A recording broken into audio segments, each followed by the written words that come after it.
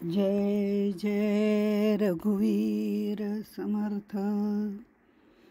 शुका सारिखे पूर्ण वैराग्य जाचे, वशिष्ठा परी ज्ञान योगेश्वराचे।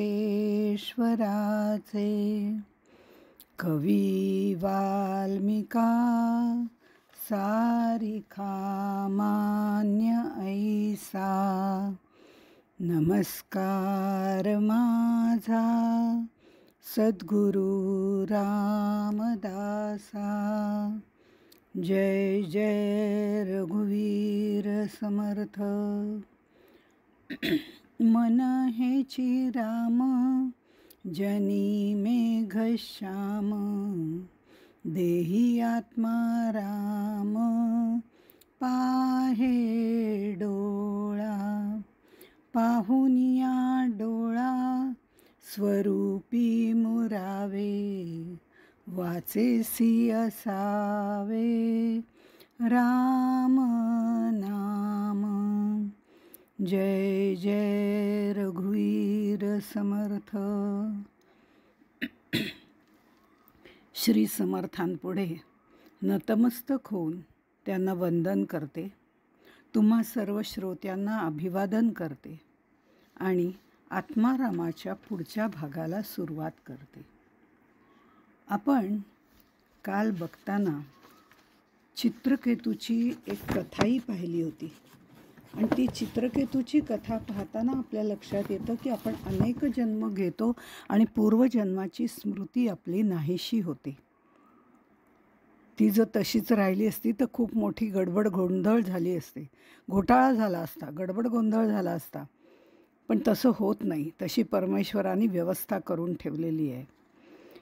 ते सर्व बघताना आपण हाही विचार केला होता की अरे तू कोण कोणाचा कोठून आला सकाळचा, आणि हे तू कोण कोणाचा याची लौकिक उत्तरं आपल्याला इथे नको आहे। तर इथे पारमार्थिक उत्तरामध्ये आपण बघितलं तू कोण, तर मी जीव आहे, मी आत्मा आहे आणि मी परब्रह्म आहे।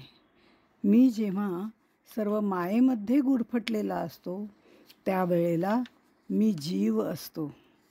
हळूहळू मुमुक्षुत्व येऊन थोडंसं कुठेतरी आपल्याला परमेश्वराची ओढ लागते, आपण साधक अवस्थेपर्यंत पोचतो, तेव्हा कळतं मी जीव नाही, मी आत्मा आहे।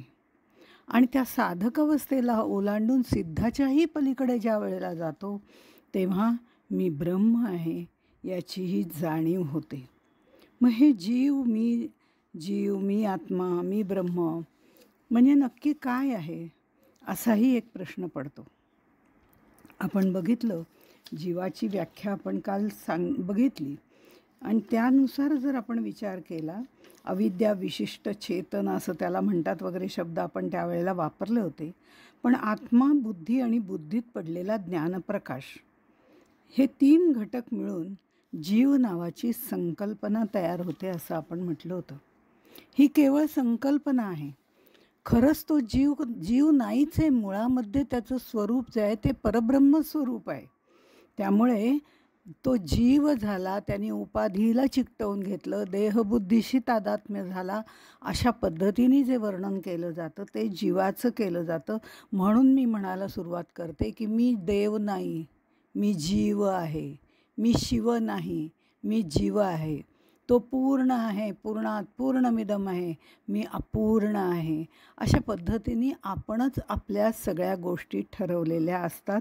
मुळामध्ये मी शुद्ध आत्मस्वरूपच आहे आणि ते सगळं असतानासुद्धा आम्ही असं का समजतो, ते एक कवडशाचं सुंदरसं उदाहरण आपल्याला घेता येईल त्यासाठी की कवडसा म्हणजे एक झरोका आलेला असतो, सूर्यप्रकाशाचा झरोका आलेला असतो। झरोका म्हटलं की तो जरा मोठा येतो, कवडसा म्हटलं की तो थोडा छोटा येतो।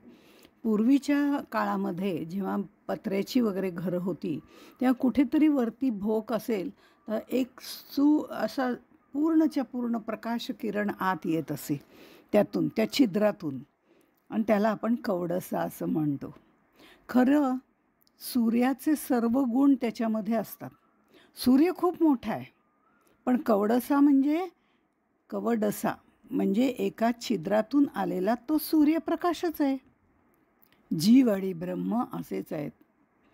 परब्रह्माचे सगळे गुण, सगळे गुणधर्म या जीवामध्ये आहेत. पण तो दिसतो कसा? छिद्रातून आलेल्या सूर्यप्रकाशासारखा, कवडशासारखा दिसतो. आता जसं म्हटलं जातं सगळे गुण त्याच्यामध्ये आहेत, परब्रह्माचे गुण आहेत. जर थेंबाला समुद्र व्हायचं असेल तर त्याला त्या सागराशी एकरूप व्हावं लागतं, कारण थेंबामध्ये सागराचे सगळेच गुण आहेत. थेंबुटा सागराशी मिळाला असं वर्णन केलं जातं. त्यामुळे थेंबाला समुद्र व्हायचं असेल तर त्याला सागराशी व्हावं लागतं, एकरूप व्हावं लागतं. आता इथे जीवामध्ये ब्रह्माचे सगळे गुणधर्म आहेत.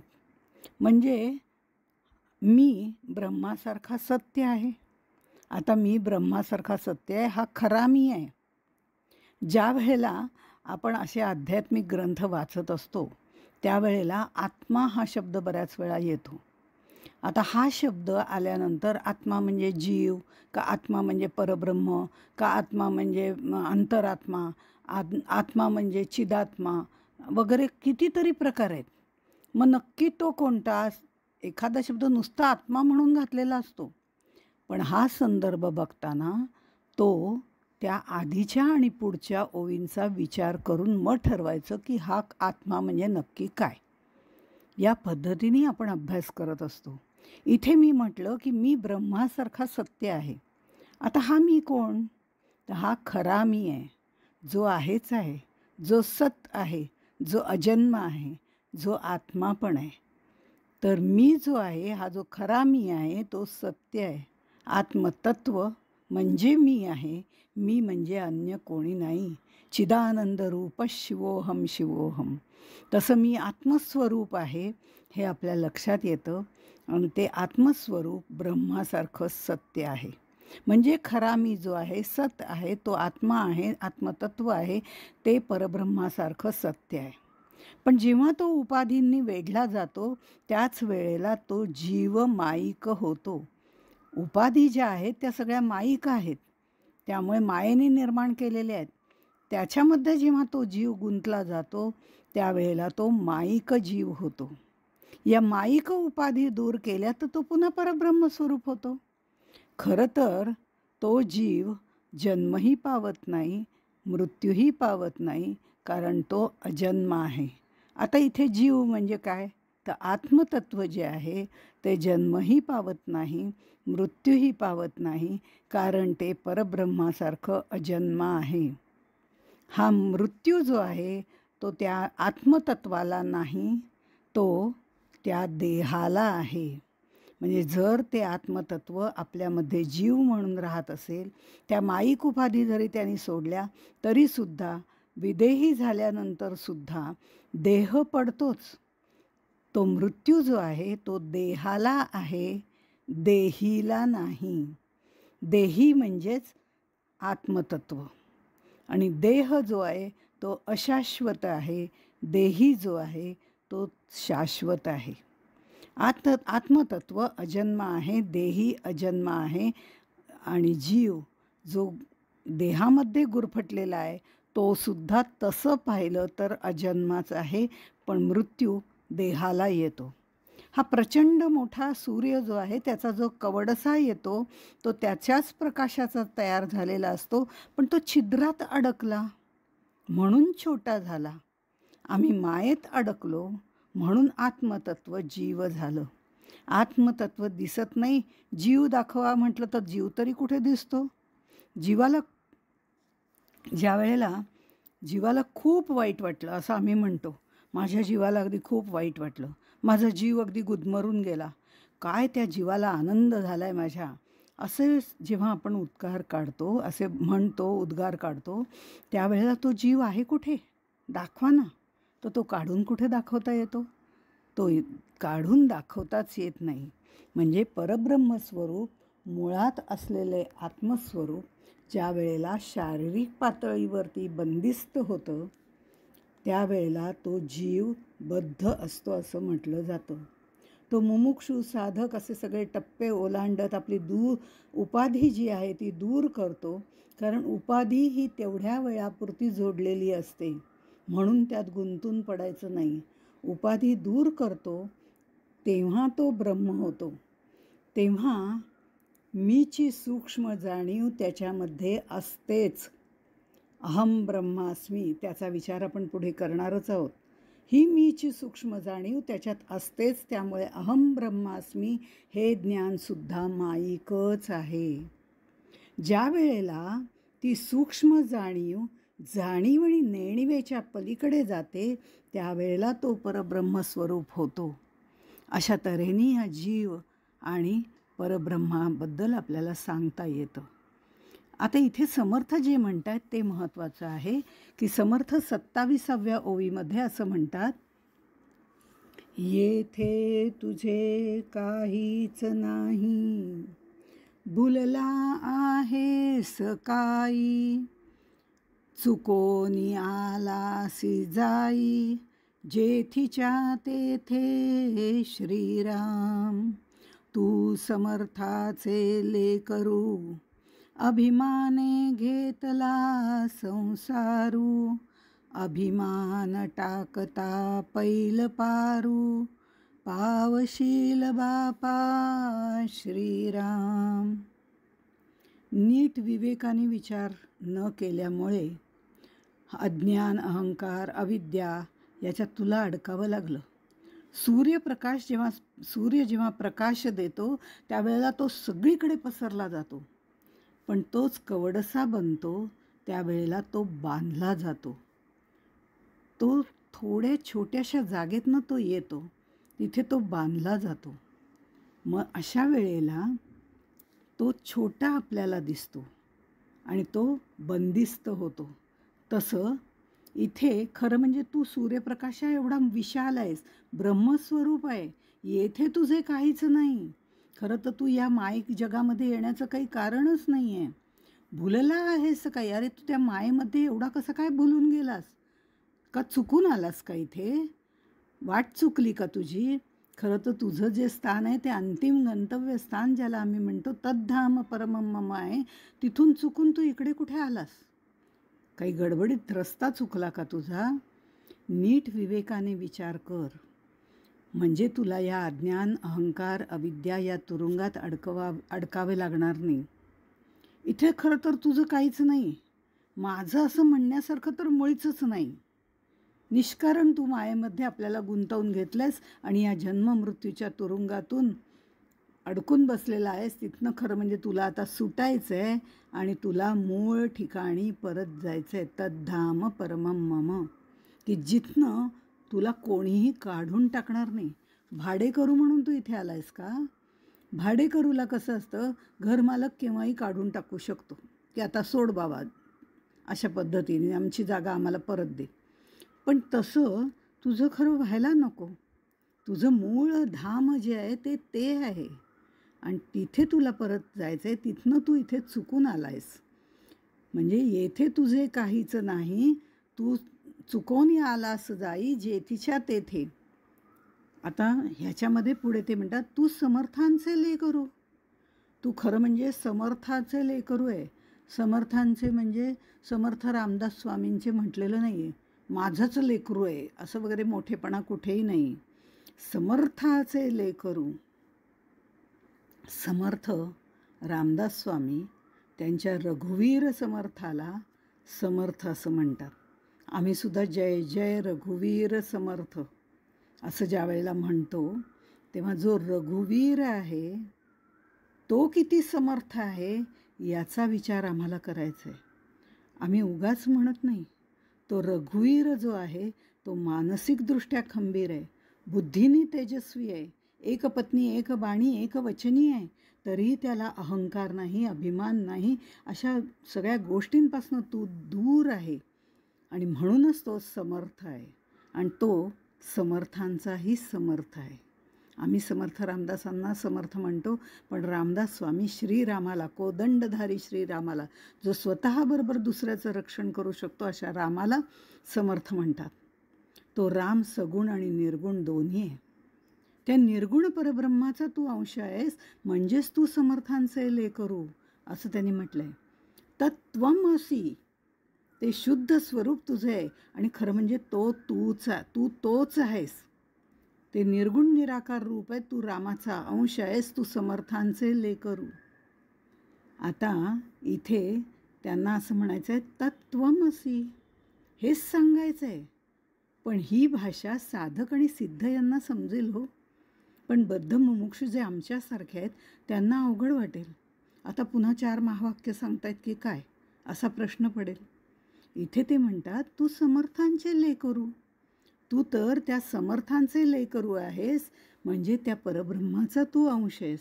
हे सोप्या शब्दात तत्त्वमसी म्हणून त्यांनी सांगितलं, समर्थांनी सांगितलं आणि मग बोली भाषेमध्ये सांगितलं.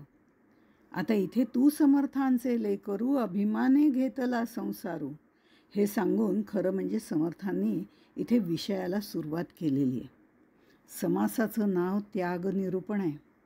आता त्याग कशाचा करायचा हा भाग आहे, आणि त्याग कशाचा करायचा हे ठरवण्यासाठी आधी आपल्याकडे काय आहे ते पाहायला पाहिजे. जे नाहीच आहे त्याचा त्याग करण्याची वेळच येत नाही.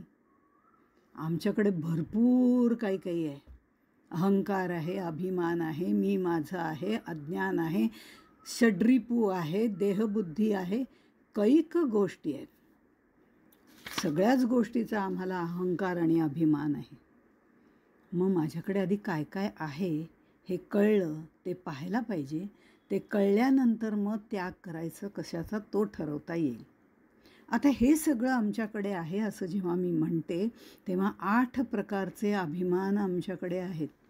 आम्ही नुसतंच म्हणतो फारच अभिमान आहे त्याला, फारच अहंकार आहे त्याला, अशा गोष्टी आम्ही म्हणतो. अभिमान अहंकार थोडा फरक आहे, पण आपण अभिमान कोणते आहेत ते बघितले की आपल्याला त्यातला फरक लक्षात येईल.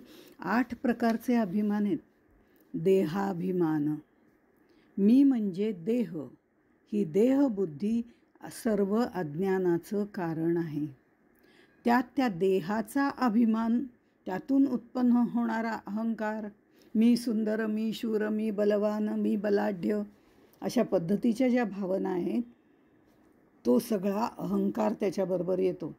ह्या देहाभिमानामध्ये या सगळ्या गोष्टी येतात आणि त्याच्याबरोबर तो सगळा अहंकार.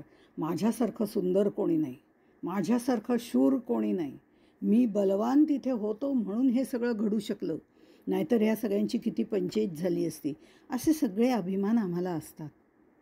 पण देहभावना कळण्या इतका अभिमान जरूर असावा, पण त्यात बाकीचे जे अहंकार आहेत ते नसावेत. देहभावना कळण्या इतका सूक्ष्म अभिमान जरूर असावा, त्याला अहम असं म्हणतात.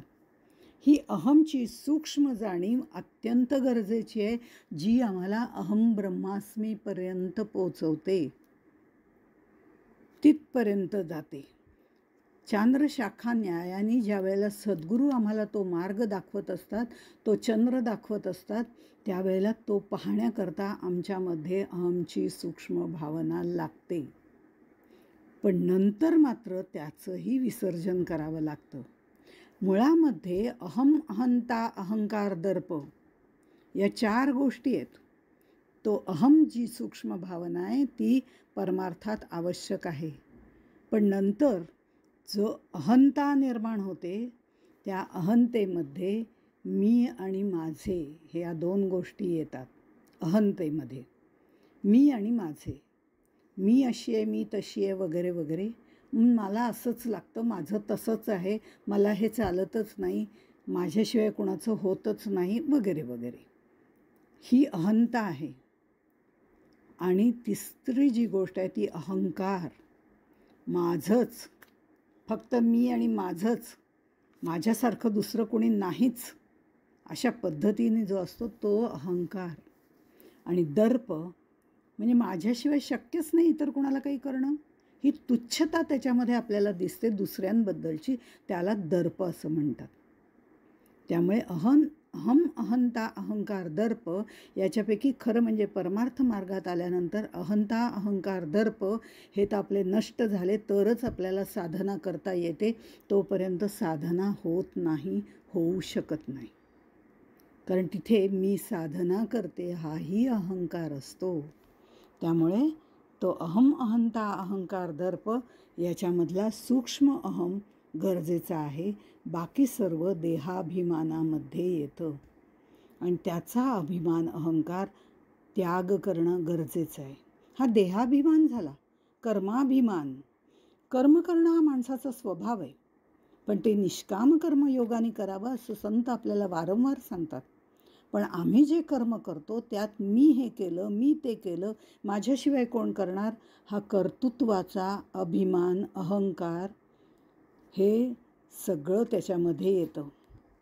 म्हणजे हे मीच करू शकते, माझ्यासारखं असं कर्म कोणी करू शकत नाही. अगदी क्षुल्लक गोष्ट घरामध्ये सुद्धा आपण काही वेळा म्हणतो माझ्यासारखा शिरा दुसऱ्या कोणाला करता येत नाही. न करता यायला काय झालं आहे, पण तो गर्वच आम्हाला इतका असतो की माझ्यासारखा शिरा कोणालाच करता येत नाही. हा कर्तृत्वाचा अहंकार इतक्या बारीक सारीक गोष्टींपासून सुरू होतो, तो साधनेपर्यंत पोचतो की माझ्यासारखं ज्ञान दुसऱ्या कोणालाच नाही. हा जो आहे हा कर्तृत्वाचा अभिमान तिथपर्यंत जातो. जसं साधनेपर्यंत जातो तर साधना जेव्हा होते केव्हा होते, जेव्हा निष्काम कर्मयोगाने कर्म केलं जातं, देहाचा अभिमान, अहंता, अहंकार, दर्प सोडून दिलं जातं, त्यावेळेला ते साधना निर्माण करणं म्हणजे मनापासून साधना करणं ज्याला म्हटलं जातं ती होते. नुसतं रामनाम जप घेणं, नुसतं पारायण करणं, नुसतं हे आपण करतच असतो, पण ती साधना नव्हे. साधनेच्या प्रत्येक टप्प्यावरती कर्माची व्याख्या बदलते हे निश्चित आहे. आणि साधनेच्या प्रत्येक ठिकाणी म्हणजे प्रत्येक टप्प्यावरती पुढे गेल्यानंतर म्हणजे हे तर बद्ध मुमुक्षू साधक ते त्यातलं तीव्र साधक, त्याच्या साधनेबद्दल आपण जर म्हणायचं ठरलं तर त्या साधनेमध्ये सुद्धा प्रत्येक टप्प्यावरती कर्माची व्याख्या बदलते, भक्तीची व्याख्या बदलते. आणि त्याच्या आधी प्रत्येकाची बद्धाची वेगळी, मुमुक्षूची वेगळी, साधकाची वेगळी असं म्हणता येईल. पण हे प्रत्येक टप्प्यावर आपलं बदलत जातं आणि त्या कर्तृत्वाचा आम्हाला अहंकार, अभिमान निर्माण व्हायला लागतो. म्हणून कर्माभिमान, देहाभिमान, कर्माभिमान हा दुसरा अभिमान आहे.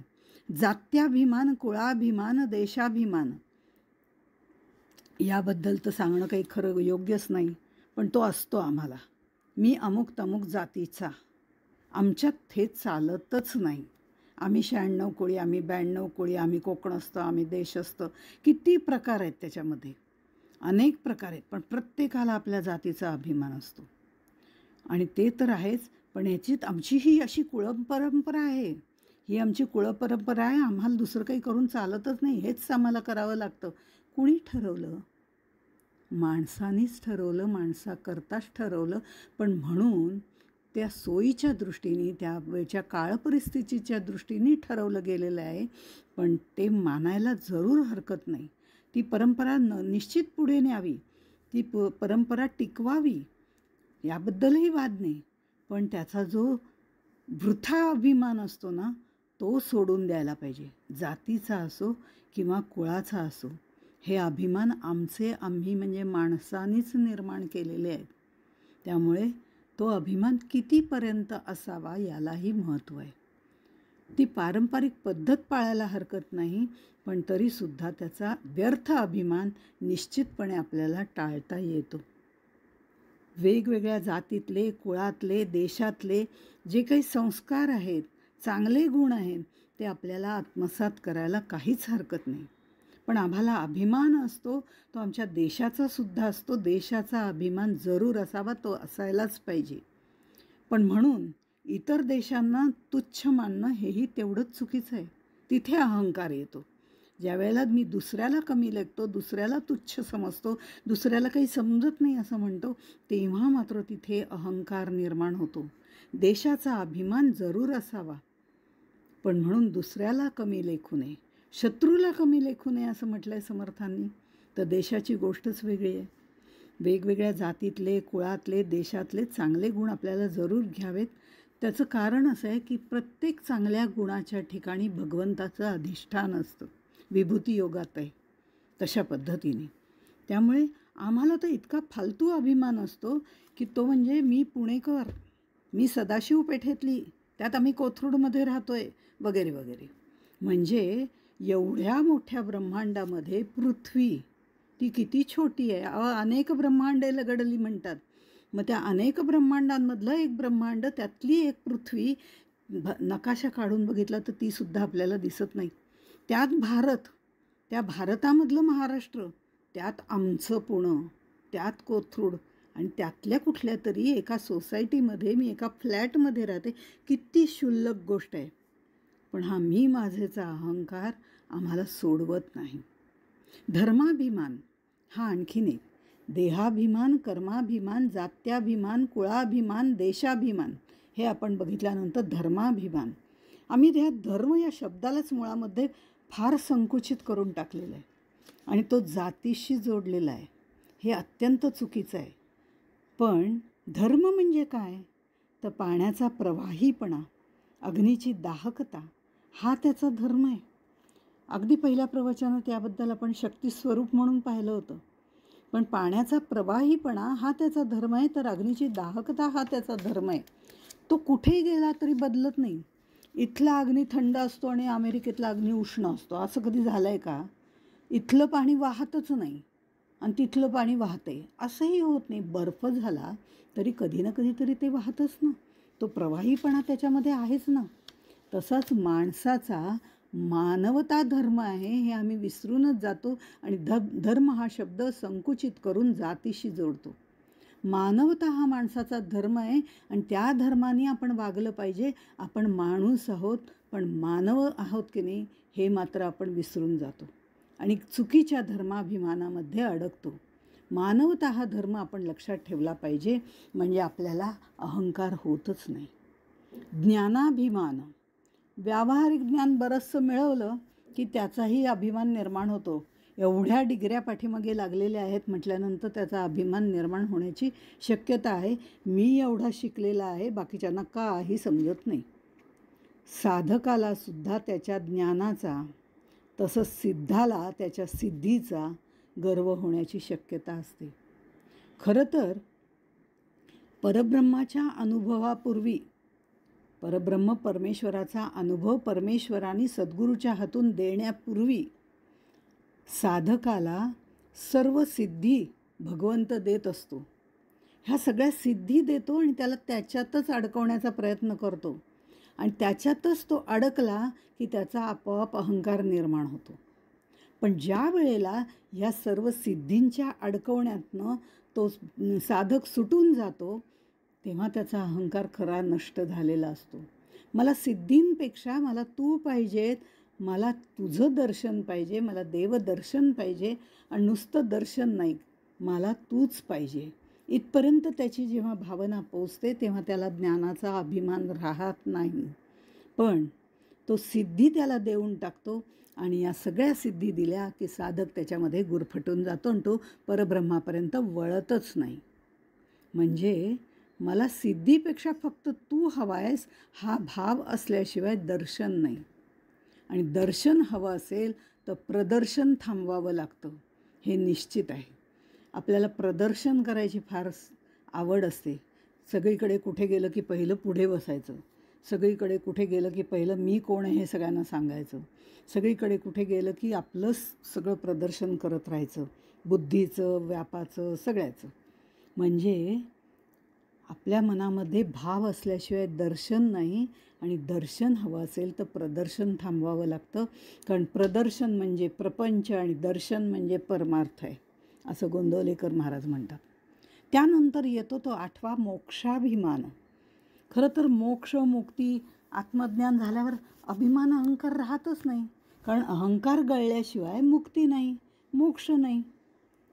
पण तसं होणं, मोक्षाचा अभिमान होणं म्हणजे परिपूर्ण ज्ञानप्राप्ती झालेली नाही. तो कुठेतरी मध्येच गोंधळतोय. मोक्षप्राप्तीला जर म्हणजे मोक्षप्राप्ती ज्याला होते आणि तो त्याच्या जवळ पोचला आहे, जवळजवळ त्याला मोक्ष मिळाल्यासारखंच आहे, पण तरीसुद्धा तो अनुसंधानात राहिला नाही तर त्याला अहंकार चिकटण्याची शक्यता असते. असं फार क्वचित घडतं, पण तो मोक्षाभिमान इथं निर्माण होतो. त्याला मोक्ष मिळालेला नसतो, पण त्याला असं वाटतं मला आता मोक्ष मिळाला. ते जसं एक गोष्ट सांगतात, एक साधू असतो, तो एक शिष्य असतो, तो आपल्या सद्गुरूंकडे येतो, साधूंकडे येतो आणि तो म्हणतो, तुम्ही म्हणलात ना तसं मला सगळं ब्रह्मज्ञान झालं, अगदी पूर्ण ब्रह्मज्ञान झालं. आता मुळामध्ये मला ब्रह्मज्ञान झालं असं म्हणतो, त्यालाच ब्रह्मज्ञान झालेलं नसतं. मग तो म्हणतो, मला तुम्ही सांगितल्याप्रमाणे सगळं ब्रह्मज्ञान झालं. ही गाय दिसते ना, ही गाय म्हणजे ब्रह्मच आहे, हे मला कळलं. ही नदी म्हणजे ब्रह्म आहे, मला कळलं. पर्वत म्हणजे ब्रह्म आहे, मला कळलं. पण तुला त्याच्यात भेददृष्टी दिसते ना, म्हणजे तुला ब्रह्म कळलेलं नाही आहे बाबा. ही तुझ्यातली भेददृष्टी तू बोलते आहे. तुला हे ब्रह्म झालेलं कळलं, गाय ब्रह्म, पर्वत ब्रह्म, नदी ब्रह्म, हे तुझ्या दृष्टीतला दोष आहे. ते ब्रह्म तुला अजून कळलेलं नाही आहे. त्यासाठी अजून बरेच परिश्रम घ्यावे लागतील, असं साधू त्याला म्हणतो. आणि अशा वेळेला ही जी स्टेज आहे ना, तिथे मोक्षाभिमान नेमका आपल्याला म्हणजे ज्या शिष्याला जसा मोक्षाभिमान झाला, आपल्याला तिथपर्यंत जाणं शक्यच नाही. कारण आपण अष्टसिद्धी कशाला, त्या अष्टसिद्धीपर्यंतसुद्धा आपण पोचणं शक्य नाही. पण एका सिद्धीपर्यंत आम्ही निश्चितपणे पोचू शकतो, आणि ती म्हणजे प्रसिद्धी, जी मायेत आपल्याला कायमच अडकवत राहते. म्हणून मोक्षाभिमानामध्ये ही मधली स्टेज आहे. अहंकार गळल्याशिवाय मुक्ती नाही, मोक्ष नाही. त्यामुळे मला मोक्ष मिळाला आहे ही आधी मुळामध्ये विचारच काढून टाकायला पाहिजे. कारण ज्याला मोक्ष मिळतो तो मला मोक्ष मिळाला आहे, मला ब्रह्म प्राप्त झालं आहे असं म्हणतच नाही, मला ब्रह्मज्ञान झालं असंही म्हणत नाही. समर्थ याच्यामध्ये सांगतात की टाकीने खपली फोडली, 8व्या दशकामध्ये त्यांनी म्हटलेलं आहे, टाकीने खपली फोडली ते मागुती नाही जडली, मनुष्याची कुबुद्धी झडली तरी ते पुन्हा लागे श्रीराम. म्हणजे या अभिमानाचं स्वरूप जोपर्यंत समजत नाही तोपर्यंत आम्ही जन्ममृत्यूच्या फेऱ्यामध्ये चुकत राहतो. कारण टाकीने खपली फोडली, दगडाची खपली काढली तर ती पुन्हा लागत नाही, म्हणून दगडसुद्धा आपल्यापेक्षा श्रेष्ठ आहे. पण माणसाची कुबुद्धी कितीही आपण तिथे प्रवचनं कीर्तनं हे करून जरी झडली, कुबुद्धी गेली असं जरी म्हटलं तरी ती कधी पुन्हा चिकटेल आणि कधी अहंकार निर्माण होईल हे सांगता येत नाही. हा मी माझेचा अभिमान सोडल्याशिवाय पहिलं तीर सापडणार नाही. शुद्ध चैतन्य असलेले तुझं स्वरूप तुला समजणारच नाही, जाणता येणार नाही. तेव्हा सर्वात प्रथम या अभिमानाचा, या अहंकाराचा त्याग कर, असं समर्थ म्हणतात. मनाच्या श्लोकातही ते तेच सांगतात. देहे बुद्धीचा निश्चयो दृढ झाला, देहे बुद्धीचा निश्चयो दृढ झाला, देहातीत तो हित सांडित गेला, देहे बुद्धी ते आत्मबुद्धी करावी, सदा संगती सज्जनांची धरावी. हा विचार मनात ठेवून इथेच थांबूया. बाकी तोपर्यंत जय जय रघुवीर समर्थ.